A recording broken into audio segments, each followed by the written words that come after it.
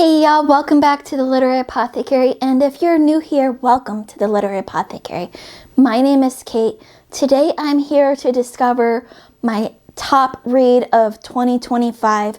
We have the top 4 that need to be dwindled down to the top 2, and then the top 2 that needs to be dwindled down to the top read.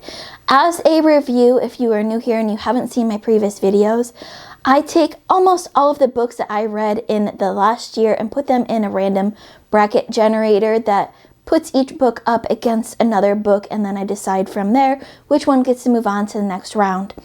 The books that were not included in this year's Battle of the Books include arcs that I've read, books that are novella length or shorter, rereads, any book that has been rated below a 3-star rating.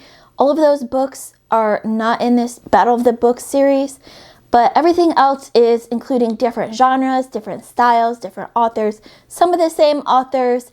Now we're down to my top 4 books. Those include Finding Me by Viola Davis, Witchcraft for Wayward Girls by Grady Hendrix, James by Percival Everett, and Curse of the Mistwraith by Janny Wirtz. This is going to be such a hard one to boil down. So our first matchup to determine the first book in my top 2 reads is Finding Me by Viola Davis versus Witchcraft for Wayward Girls. 2 books that could not be different from each other. Finding Me is Viola Davis's very powerful and moving memoir. I listened to the audiobook version of that book and it changed the way I rate celebrity memoirs and especially audiobooks.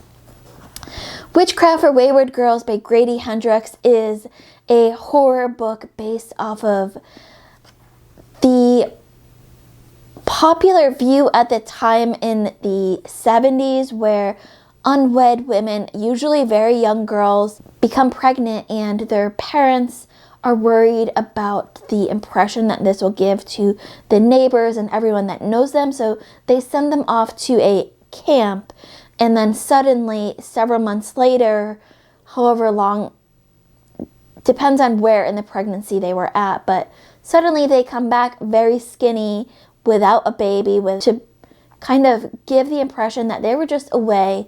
There was no baby involved. They weren't pregnant. They send them away when it's just starting to show, people starting to notice, really. And there's, of course, magic involved, and it was just such a touching, crazy, wild book. It made me not only want to read more Grady Hendrix, but also buy more Grady Hendrix books, which I did, and I am dying to get started on them. With all of that being said, I have to choose which one of those 2 moves on to my top 2. I'm going to say Finding Me by Viola Davis moves on because that book shook me so hard. I was sobbing through that book. I was laughing through that book. I have changed the way that I rate celebrity memoirs based off of that book, and so that book completely changed so many things for me. But as I said, I love Witchcraft for Wayward Girls, and any of the books in this top 4, I highly, highly recommend if you haven't read it yet. But this round will go to Finding Me by Viola Davis. And then our other matchup for our top 4 coming down to our top 2 is, of course, James by Percival Everett versus Curse of the Mistwraith by Janny Wirtz. So James is the essentially retelling of the Adventures of Huckleberry Finn by Mark Twain in the point of view of James, the slave, Huck's slave, and this completely, it's technically a retelling, but I feel like what it did for this story of Huckleberry Finn completely, it reimagined the story, really. It's more than just a retelling because it gave a whole different perspective on this classic child's literature.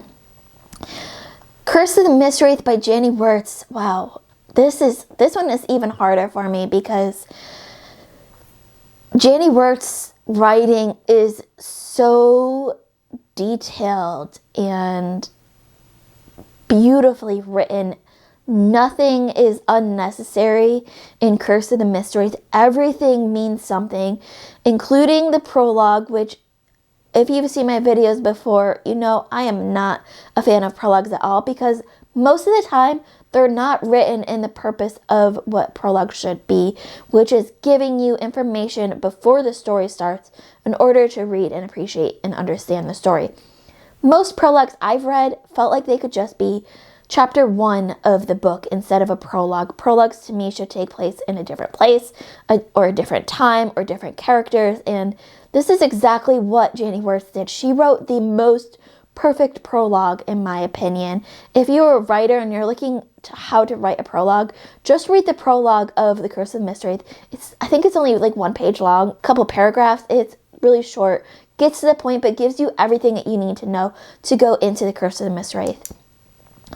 And this is so hard. I wish I could move them both on. I'm gonna say that although I loved James and I did go back and reread Huck Finn, that only changed my perspective in terms of that little subset of books. Although I do want to read more Percival Everett books based off of that one, I'm going to move The Curse of the Mysteries by Janie Wirtz onto my top 2 because her prologue changed my view on prologues. I am no longer completely anti-prologue.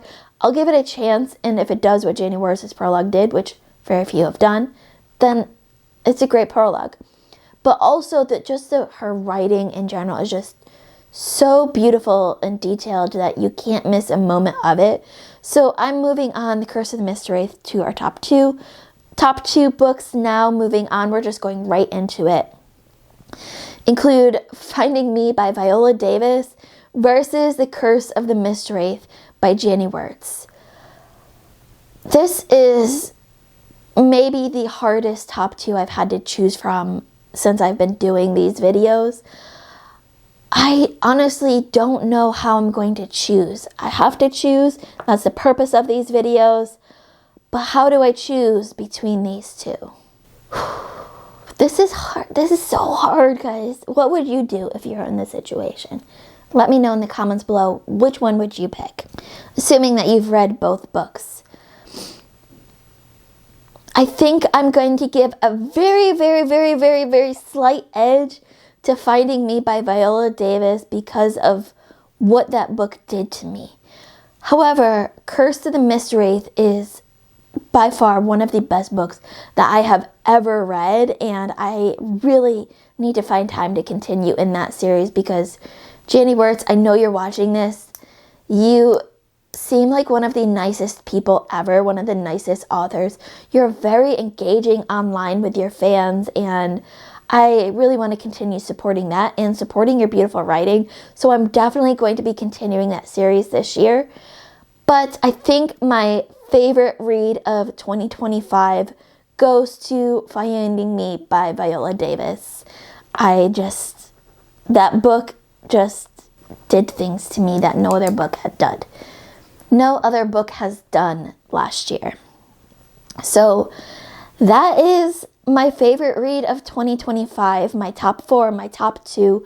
If you've missed the previous videos, they are linked down in the description below. So go check them out, as well as my other videos from the series in the past, all of my top videos that I've had here.